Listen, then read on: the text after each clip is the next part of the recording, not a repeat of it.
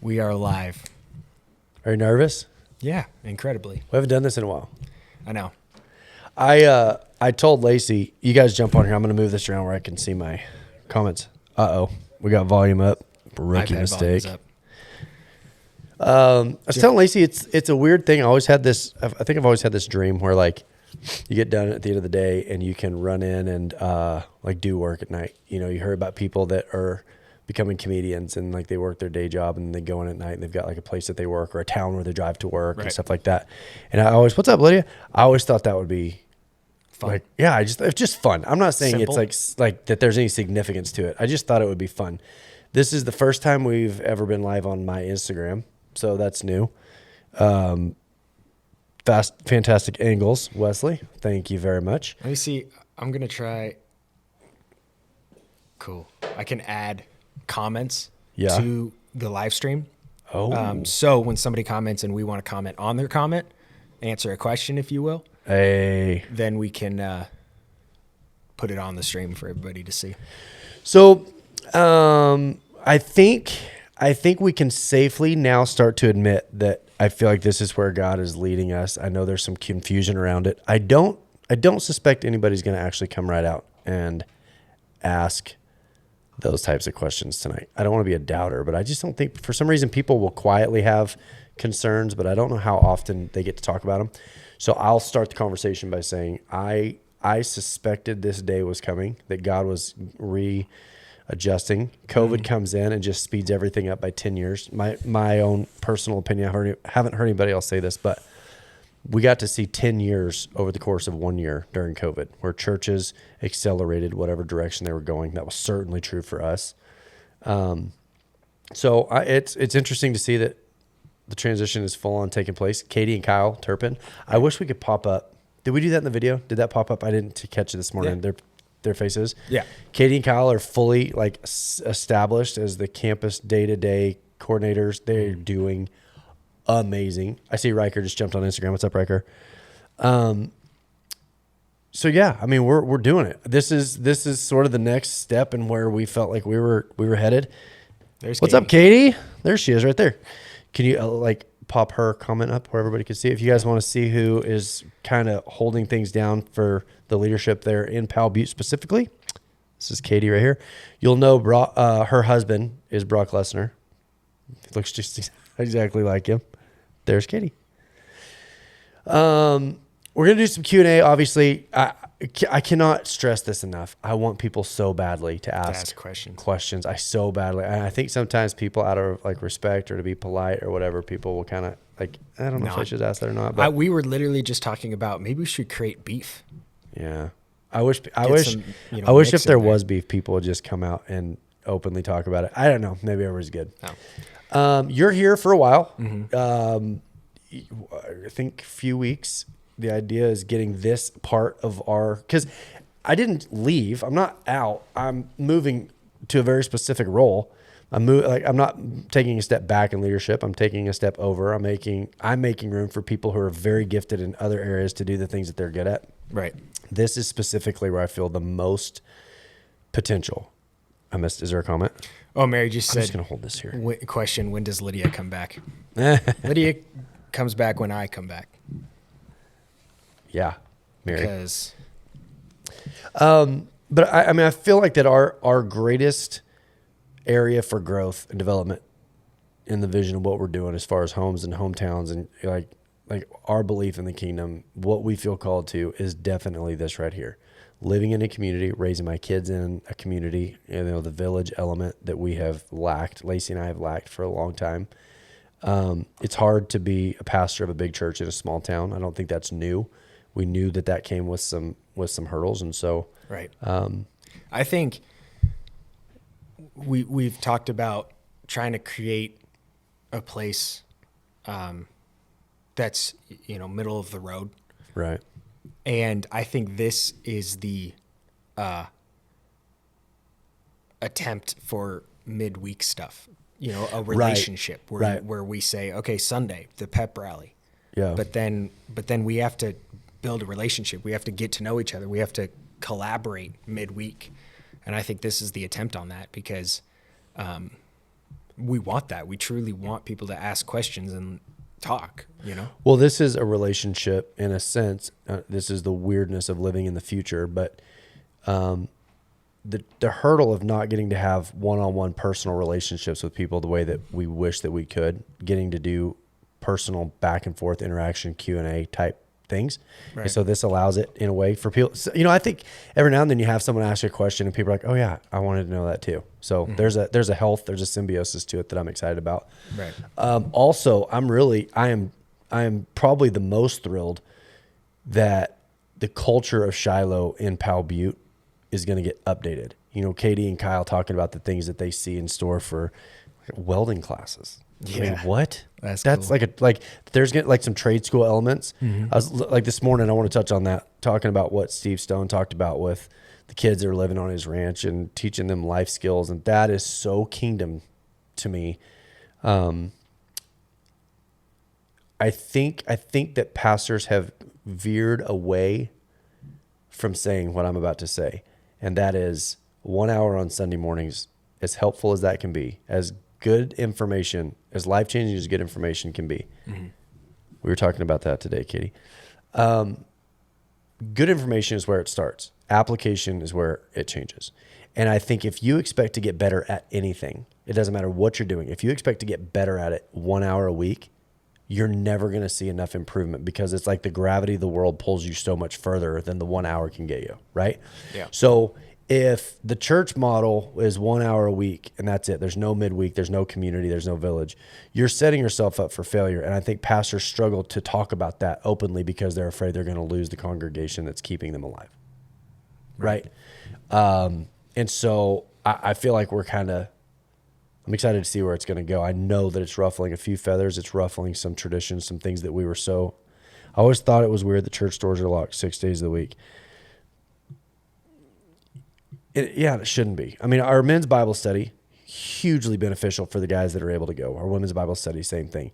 But I don't get to lead those types of things unless I'm geographically in one location. Mm-hmm. This allows me to be a part of the conversation, funneling people back into a community. Yeah. I won't say his name. I won't out him. I'm sure he's watching. I hope he's watching. But there's a guy that is going to lead some of the classes that told me no. And I go, I know you're going to say no, but you'll do it, right? And he's like, yeah. Like the kids are going to feel like that they got to learn to be a part of a community during the week. And that Sunday, was it Steve that said this morning? Sunday's almost like the pep rally. Yeah. So. Yeah. I mean, that's so true. I think I don't know, that's the original intention, wasn't it? Because if we're thinking back to the first ever churches, which were just gatherings right of people talking about Jesus, then it was saying what they were doing throughout the week. Well, yeah, we were getting together and doing church on Sundays, but there's the same group of people we were grocery shopping with, and the same group of people our kids all went to school together, and same group of people that we worked together, or we farmed, or we, like, maybe it was a traveling village of people, but there was always this shared sense of community that Sunday morning was a part of. As communities have grown and people have gotten more specifically, preference has become almost an expectation instead of a luxury, then it's like you're going to church with people that you don't see but once a week, and that's hard. I don't know how to replicate community in that. Yeah, it's new. Well, and so I'll say this, since nobody's going to ask questions, everybody asks questions. We got 30 people watching. I know. I'm going to answer a question that I know has been asked. Nobody's asked it tonight, but I'm going to answer it. This is a model that can only be demonstrated in my absence. Mm-hmm. My absence is so absolute. My physical absence is so absolutely necessary to go into this next season of the kingdom that we have tried so desperately. Like, how do we figure out how to say this? How do we demonstrate it? How do we show it? Here's what I would compare it to. When Lacey leaves, I know I've said this before, but when Lacey leaves town, my kids instantly, it's miraculous. It's like they know how to cook. They know how to clean. They know how to do laundry. They know all the stuff. They can meet deadlines. All the stuff that when Lacey's there, they know she's kind of the buffer and that she'll kind of handle. It's not until she is in a different place, like geographically, that it triggers this activity. Right. If the kingdom of God, if God wants people's lives ultimately positively affected in freedom, how do you do that if you're sitting on the sidelines, paralyzed, waiting for an expert to do it for you? How do you ever fully live in the freedom, the spiritual freedom that God explains throughout the entire Bible? Okay, Galatians 5:1 says, it is for freedom that you've been set free. I know that we've said that. But it could have said any number of things. It could have said, I've set you free from this, so I can ensnare you with that. I've set you free from your sin, so I can ensnare you with religion. I've set you free from your addiction, so that I can ensnare you with your, performance and moralism. It doesn't say that. Jesus is indicating through his word that I set you free so that you could be free. Being free is the point of freedom. It's not free so that you can be snared by that. And so I hope everybody is excited about this next season, because where we're going collectively is so much more complete. Is that the right? I mean, it's such a better model. Sustainable because we were born for it. Yeah. Yeah. Well, and I don't know how many people listen to the podcast we publish. When are we, by the way, putting you on the spot, when are we publishing the podcast with Steve and JD that we did the hour and a half podcast after the... Today. All right. So be looking for that. Technically it'll go live. I mean, I was going to do that before this, and then I was setting up cameras and junk, and so didn't get to it. But right after this, it'll go live. Yeah. So, I mean, the freedom that comes with a more specific kingdom mindset. But one of the things I said on the podcast that we did yesterday, Friday, whatever that was. Right. Hey, Jordan, do you remember me? You probably remember me by Katie Isaac. Oh, yeah. How's it going? I felt the most dead inside at the time where I was being the most celebrated as being a successful pastor. Mm-hmm. Lately, I've been struggling with the story of Jesus, and that God would put his entire creation, to hinge basically on a snapshot of time, one lifetime, to serve as our roadmap as Christians. And I hate that I question the validity of the Bible based on my skepticism of the story of Jesus. I'm sorry, that's probably deep for this Q&A. That is not at all. That's what we're going for. Nathan, I want to read it again because this is what we're hoping would come up if we just sat here and BS long enough that eventually people would start asking questions.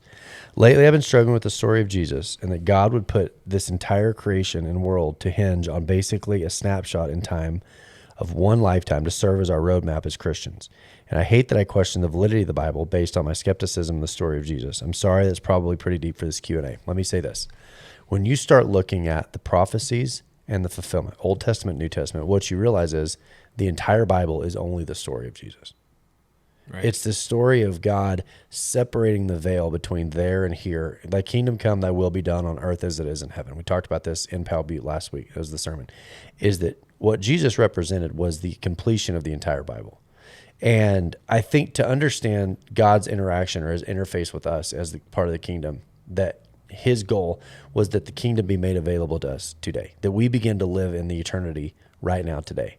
And so to focus on the 3 years of Jesus's ministry or the 33 years of Jesus's physical life is to also misinterpret everything that he was telling in the Old Testament and throughout the rest of the New Testament. All of it is an arrow that points to a Jesus that does for us what we couldn't do for ourselves, and it only needed to happen in that moment. I hope that answer makes sense. Yeah. Going back to what I was saying, I felt the most tormented in my life at a time where the church was being the most celebrated because our numbers in one room were higher. They're, oh man, this church is really doing good. I mean, we were kind of we broke the mold for what you could expect size-wise at a church in a town that size. Right. And yet, and I feel like I need to repeat this because I know there are going to be people who have missed it until tonight. I would 6 days a week, I was in my little cage. I didn't really have a community because we were sort of withdrawn. I mean, that's the downside of the position that we were in, where we were, and we were traveling and we were doing all the stuff that we were doing. But Sunday mornings, I would get pulled out of my little cage. I'd get set up on the stage like a monkey with a music box. I would preach from an empty place in my own life.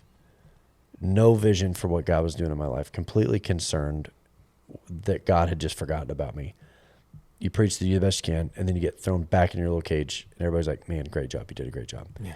So this feels like what God was preparing in me during that season, at a time where I was like, I don't know what success is supposed to look like or feel like, but all the markers that we had for ourselves, we've hit. And yet it's definitely a low point in my life. And so to reimagine that and go, I think that there's a better, more efficient, more effective way that says the people that are outside the church looking at it on a screen, hey, what's up, Tough? The people watching it on a screen that have questions, the best that we can do to interact, but to demonstrate a kingdom that is more in alignment with what we see than the church model that we've tried to move away from. Yeah, I mean, I think, what was the story that you said about the guy pushing against the rock that's in the road? I know this is going to burn some people, but it's actually, I actually heard it. Joel Osteen is the one that said it. Really? Whatever your thoughts are on that guy here. Watch sermons every Sunday, try to make it in person as much as possible. I'm missing comments. Hang on a second. But I find myself craving more of the Word of God. What else can I do besides my daily Bible studies to grow closer to Jesus and His love? If that makes any sense. DJ, I listen to, and I don't think this is an exaggeration. I think that what I'm going to tell you is the truth. I'd have to really think about it, but somewhere between 5 and 6 hours of podcasts a day, and it is wide ranging. But I don't ever feel like, DJ, to answer your question, I don't ever feel like I'm trying to fill up an empty container. I feel like that what I've really grasped about the gospel is that I am completely full. I'm completely fulfilled. I'm completely loved. I'm completely forgiven. All of these things are full. And when I'm pursuing better information, what I'm doing is I'm operating out of a surplus so that I'm more beneficial to the people that I run into, the people that I have encounters with. And so I think if there's ever this feeling of I need more, something's not enough, it's not enough, it's not enough, it's definitely the depth of the gospel instead of the amount of the gospel. Let me see. Hang on just a second. DJ, read your Bible devotions with sisters and brothers in Christ, other pastors online. Yep. That makes me want to study the Old Testament further because I always tend to stick to the New Testament. Nathan, there are places where Jesus shows up in person, physically shows up in person. I'll name you 3 that I can think of. One is Samson's family. Jesus ascends through the sacrifice, and they go, we've seen God, now we're going to die. Gideon in the threshing floor. It was Jesus that appears to Gideon in the threshing floor and says, mighty man of God. And it was Jesus that appeared in the furnace with Shadrach, Meshach, and Abednego. So Jesus, not only in spirit, but in physical form, was appearing. What were those called? Christophanies? With Jacob too, wrestling? Yeah, Jacob wrestling. That he wrestled with Jesus. Right. The thought of that's crazy though. Yeah. So C.S. Lewis said, have you ever doubted or struggled with the concept that millions of people could be praying at the exact same time that God hears it? And in Mere Christianity, C.S. Lewis says that only if God is in time with us is that impossible. But if God is outside of time, He is writing each individual story.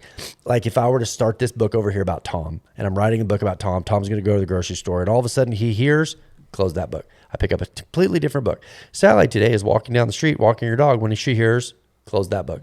I'm operating outside of the scope of time in each one of those stories. And so this idea that Jesus is appearing to Jacob or Jesus is appearing to Gideon means that He's just all over the place in time. We think Jesus was on this earth for 33 years.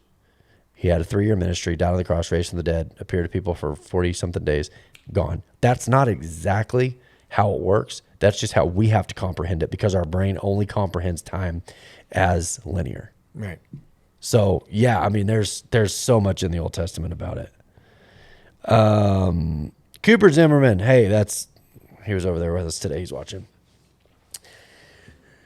Okay, we got to have some more questions rolling in. I feel like that it's going to take us a little while to get back into the swing of things. I think our growth comes in a closer walk with Him when we share what we have learned and share the grace of God. Lisa, you started to nail something right there. When we operate as a nation of priests, the Bible says that His people are a nation of priests. What that means is that we are operating in demonstration of the gospel in the lives of those around us. When we go to a consumer mindset of, I need more of this, or I want more of that, and we take on a consumer mindset instead of a contribution mindset, that says, I need to be fed. I'm not being fed here. You know, they're not doing it the way that I like, or they're not. What Lisa just said is, so many times our growth comes from service and being involved and helping people and demonstrating that life of what God's doing in us, in the lives of those around us. So if you're not being fed somewhere, find a place to contribute so that you'll understand what your actual needs are. Right. You know, you're not just eating to eat, because that's the crazy thing about life. The more of something you do, the more of it you want. And so the more that you consume, the more you want to consume. Is that what? So Steve said that in a way. The specific quote I think was,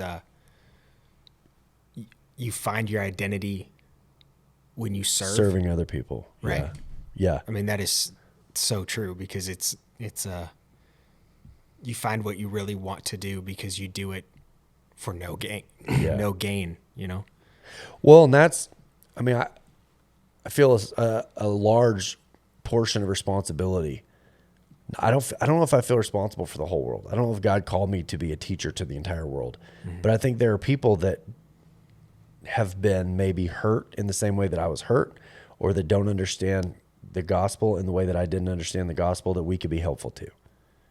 That we can go, hey, I remember seeing that way, and now I see it this way. I remember doing that way, and now I do it. I mean, those are the people that I feel called to be of service to. I love pointing people in the direction of people like Steve Stone. I love people knowing that there's a guy with a ranch and he's building a home for people that have aged out of foster care. Because what it does for me is like, oh, wait a minute, wait. I'm so caught up on this and I'm so caught up on that. I'm distracted by this over here and I'm confused about it. And it's all nonsense. Everything that I'm doing is junk. There are people that are hurting that I could be serving that would give my life so much more meaning. Did you ever see the movie Machine Gun Preacher? Yeah. You know, I mean, that guy's kind of at the end of his rope, and then he discovers people who need him, and he's like, let's go. Mm-hmm. Okay, Holly says, finding identity through serving was a powerful quote by Steve Stone. Absolutely. Yeah. Well, and I think when you have a consumer mindset and somebody says life is about serving others, you're like, well, I already don't have enough.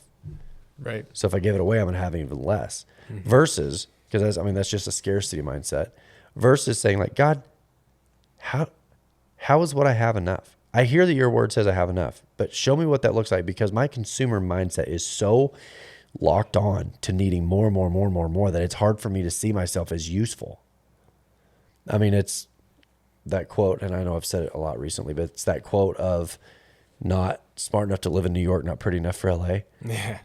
We're mostly there. Most of us are there. Most of us are not pretty enough for LA or smart enough for New York. So how are we useful where we are? Well, we find people like us, and we serve people that are in need that we wouldn't see when we've got our head in the clouds of unrealistic expectations for life that we're never going to see realized. I was going to say, when you were talking about your time, like the wind-up monkey, it's like we go through periods of time of just kind of getting beat down by life. I mean, because I think that's life's goal. That's sure. The enemy's goal. Right. And then Jesus is sitting there kind of in pain watching it happen, you know, but we're allowed to choose our own path. So, you know, but then when we finally say like, it doesn't matter anymore, like I'd rather do anything than this. Yeah. Then he's like, nah, I can work with that. And then it's so much better than we could have ever thought, because we're okay with anything, really. You know? Well, so, I mean, I'm in a season now where I get to be honest, and I haven't been in that season for a while, because first of all, I wasn't sure where we were going. I couldn't figure out what was going on. I couldn't figure out what God was doing in my life, and so I couldn't talk about it because I don't want to set up alarm bells, right? And then it feels like, okay, I'm pretty confident I see where God's taking us, and it wasn't time. I couldn't talk about it yet. I feel like I'm now free to talk about. And so here's my story. I remember laying on the living room floor in Oregon and talking to Lacey, and I said, I feel like roadkill. I'm literally physically laying on the floor, performance art. And I told Lacey, I feel like roadkill on the highway, and I see another truck coming. I see another 18-wheeler coming down the road, and I'm like, I'm already dead. I'm already dead. What's it going to do to me? And I'm not saying that I was ever contemplating self-harm. That's not what I'm saying. But life had gotten so bad that I felt so hopeless that it would ever change, that anything was ever going to get any different. And it was exactly what you said. You reached that moment of like, who cares? then why wouldn't I just risk it? Yeah. If it's already this bad, because I'm trying to hold up appearances and I'm trying to keep up expectations, and pastor's supposed to do this and pastor's supposed to do that, and church is definitely supposed to do this, it's supposed to. Why don't I just try it? Yeah. What's the worst that's going to happen? I already feel like roadkill. What's the worst that could happen? The worst that could happen is that it all crashes and burns, and I've got to go figure out something else anyway. Mm-hmm. And it was like, once I had that realization, it's like what Jordan Peterson talks about, death and resurrection throughout all of our lives. It's the acceptance of death that allows resurrection, the release of this that allows the capture of that. And like, that's exactly the moment I had of like, why not try it? Freedom. Eric Wolf. So it's finding the highest good, figuring out the greatest burden, finding where we add the most value for the kingdom. I want to get back to Nathan's question too. I think it's understanding identity first. I mean, that's something that has just been such a discovery, it seems like, in our lifetime, that understanding identity lets you know where to say, okay, that's me. But it also lets you know where to go, I'm really not that. Let me give you an example. I'm not a good mentor. I'm not good at mentoring. I'm just not. I'm good at talking. I'm good at communicating. I'm good at taking big concepts and make them understandable. I'm not the guy that's going to hold your hand through stuff. There's a certain level of competence you have to have at something before I feel like I can be helpful. Knowing that causes me to look and go, okay, if we're ever going to have that culture develop where I'm called to lead, then we need other people. Mm-hmm. So finding the highest good, figuring out the greatest burden, finding where we add the most value for the kingdom is also saying, where am I not talented? Where am I not called to lead? And stepping out of those and going, oh, communication, got that. I love what I did today, talking to Steve Stone. I love talking to JD. I love these podcasts that we're doing, because some of this we're doing, I'm also doing privately, also right. Like my own personal podcast thread. I love that element, and I can do that every single day and not feel like I'm burning out. Mm-hmm. Nathan said, what podcast would you suggest? I enjoy all your material and the approach you have to your ministry. I was at the point of frustration with the overwhelming, judgment of the traditional church model. I feel like this is more the type of content I consume, the clearer big picture becomes in the things that are most important in this life. So I would say this. I would say the BEMA podcast, the BEMA. Mike McLean's the one that pointed it out, and I've made friends now based on having said that. People are like, wait, you listen to it too? Really? The BEMA podcast, anything by Timothy Keller. Timothy Jennings. Dr. Timothy Jennings is a brilliant, brilliant mind. I can't say that I fully agree with everything he says, but he's a fascinating guy. He wrote A God-Shaped Brain and a God-Shaped Heart. C.S. Lewis, just stop what you're doing and go download a C.S. Lewis audiobook. Start with Mere Christianity. It's impossible to misunderstand and impossible to understand at the same time. And there's something so reassuring about listening to C.S. Lewis talk about issues that I've faced now and realizing it's not new. This is just what people go through. This is just a struggle that people go through. So that's where I would start. C.S. Lewis, yeah. I mean, that guy is, you listen to it, like you can listen to a 2-minute clip and have to stop and go back and re-examine it. Or you can listen to the whole book nonstop and feel like you kind of got it. I mean, it's a matter of how deep you want to go. But yeah, C.S. Lewis, Timothy Jennings, Timothy Keller, BEMA podcast for sure, Marty Solomon. Shout out Mike McLean for the heads up on that. What would you say to, somebody who's kind of in the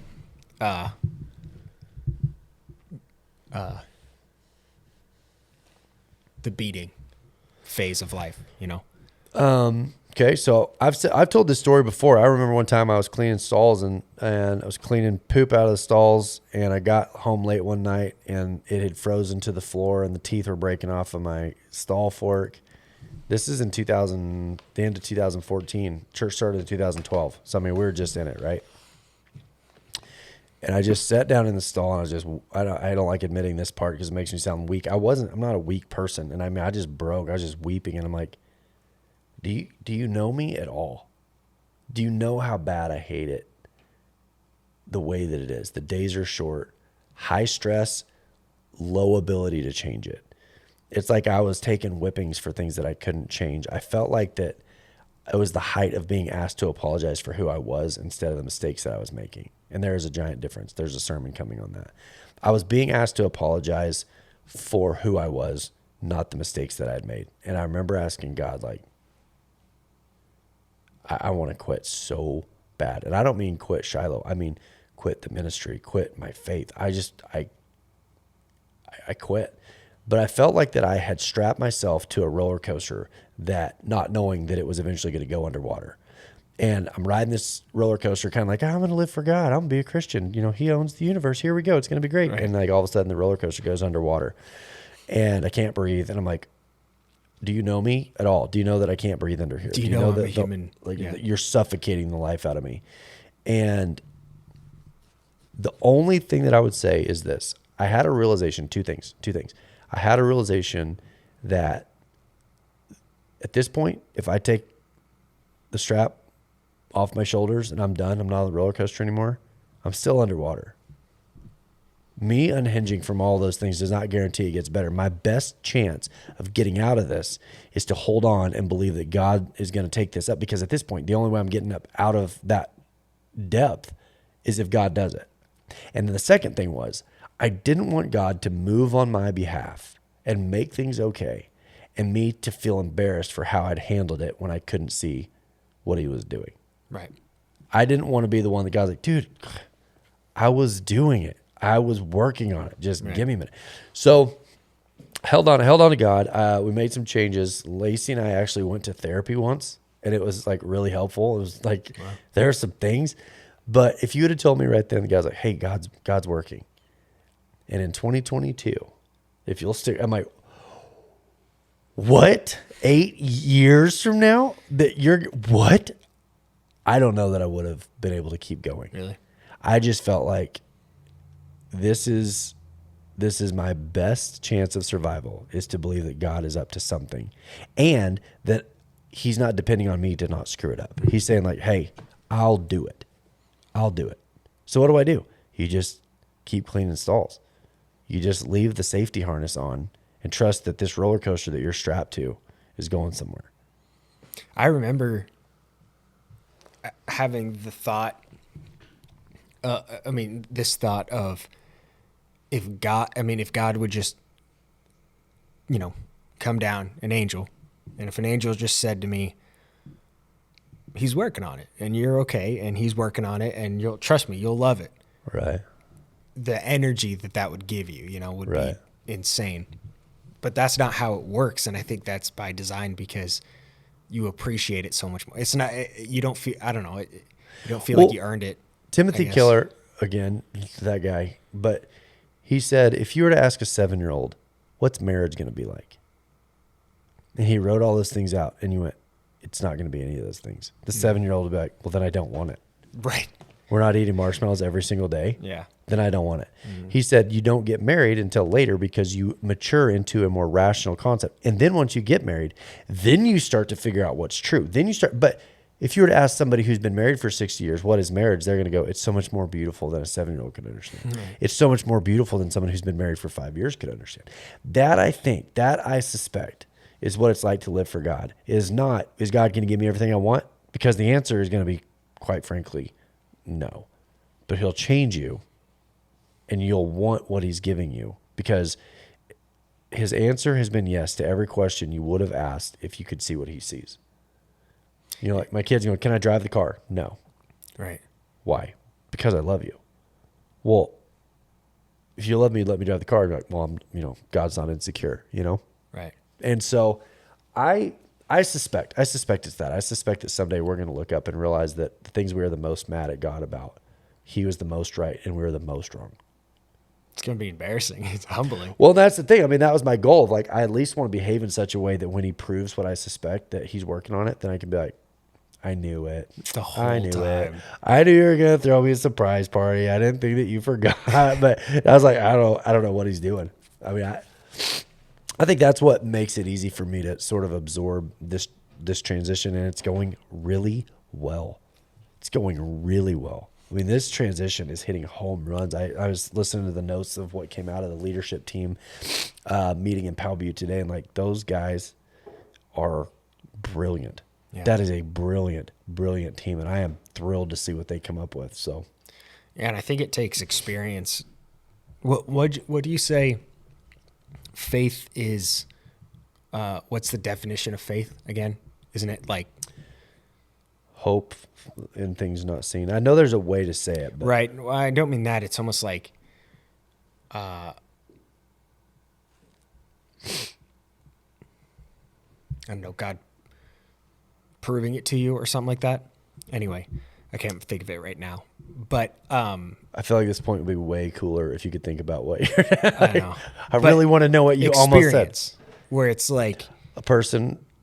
the times that you have come back around and kind of looked up and said, I didn't even know I wanted this. Right. And you knew the whole time. Right. So then you keep having those experiences. And then when you have those struggles of the frozen and breaking teeth, you're like, I mean, I know I have experience and I know it's going to be better. So, and I think you doubt slightly less the next time. You struggle maybe just a little bit less the next time. And eventually you're a little more prone to trust that God's up to something. And it's funny. It stands out to me that in 2014, I'd never even been to Arizona. yeah. I mean, I was mad because God wouldn't let me go back to Fort Worth. Is my boot. Okay, we're good. I was mad because God wouldn't move me back to Fort Worth. Personally, walking through this, thoughts and advice on dating someone as a believer who's never been exposed to the church and the gospel is wary of it. But I probably proceed with caution.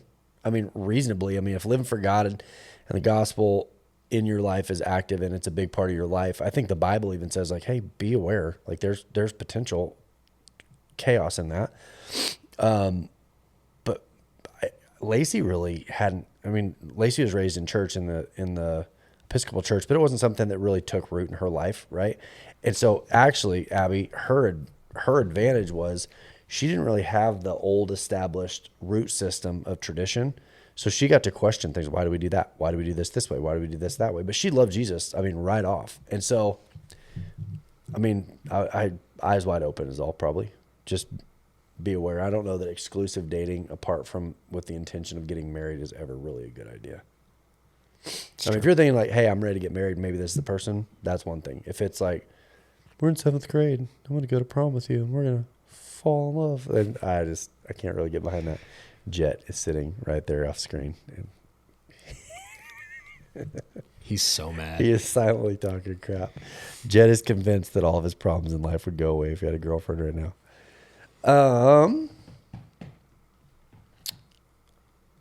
Feels like kind of a natural place to land the bus. My advice, beware of wolves in sheep's clothing. Yeah. Well, I mean, I think there's a lot of people that are not necessarily believers that wouldn't fall into that category per se. I think if it's, character and quality and values, and I mean, good people are everywhere. And I mean, same is probably true of wolves also. The Bible does say, like, be prepared. There are challenges. If you're the person that are unequally yoked, it's just reasonably something to, I don't know, be aware of. No, that's hard. I mean, it would be foolish for me to go, it's great, go for it. It's probably going to be fine. Yeah, you'll be fine. Definitely something it's going to suck. in mind. Okay. Well, hey, we're going to do more of these. Be looking. This is like the new season of my life. This is like the season premiere. I'm so excited about where we're going, what we're doing. I will go on record as saying I love what God's doing in our lives here in Arizona. I'm excited to be in Powell, Butte live next weekend. A lot that goes with that. And I think if everything goes well, I think we can do this from here, even next week, preaching there Sunday morning because I'm flying out. Hold on that. But we might be able to do this. That's a full day for you. Hey, I mean, I'm not going to make any sense by that. One thing I learned tonight, Facebook censors crap on their captions. Good to know. Hi, Miss Velda. Oh, our sweet neighbor, Velda. Captions. I will say this What about captions? digital. Comments? Censors crap on their captions. Interesting. I like how that got featured. Here's a featured comment. Here's a featured comment. All right, yeah. So we'll see you guys next time. And we got a podcast that came out. questions What we down. publish it Saturday? Yep. Yeah. Go couple check days that ago. out. And we're going to be doing auto captions. We're going to be doing one a day. I mean, good, bad, or indifferent. If it's not good and it's garbage, it'll go on my personal podcast. If it's good and we feel like it's useful, it'll go on the church one. But this is like, that's where we're at. That's what we're doing. Definitely. Do you guys just see Jet in the background? Jet, you want to pop in there behind Jacob and say hi? I didn't even notice. Wait till you see how tall this kid. Jet, for you guys that haven't seen him, is almost 6 feet tall. Should we do a size comparison real fast? I mean, I think before we shut off, you Jet, come here. There's nobody. Who's taller? All right, you got to back up a little bit. Wait, okay, he's wearing heels. Oh, Heels. kick those off. Hold on. Back up this way. Come over here. Well, you can't even. You got to get further away. Come here. All right. Who's taller? I mean, I think Jacob still got him, but not by a lot. How tall are you, Jake? Oh, he took his shoes off. That didn't help him. That didn't help. Anyway. There you go. We're gonna be doing a lot more of this. Look, I'm looking forward to people jumping on. We're gonna. It won't Write just your questions down. Yeah, be writing questions down. I mean, I think reasonably, it takes people a little while to get back in the habit. So yeah, we might even do a midweek one. Maybe we'll do one of these like on one every of the day. weeknights. Yeah, live Q&A every single day. Jacob by a tiny bit. Katie, Jacob was wearing shoes and Jet wasn't. I was like, man, Jacob is way taller than Jet. I think it might be closer. Yeah, I don't know. Jet's cheating. I can't tell. He's juicing. He's juicing. Okay, well, appreciate you guys. I think it's good for tonight. Perfect.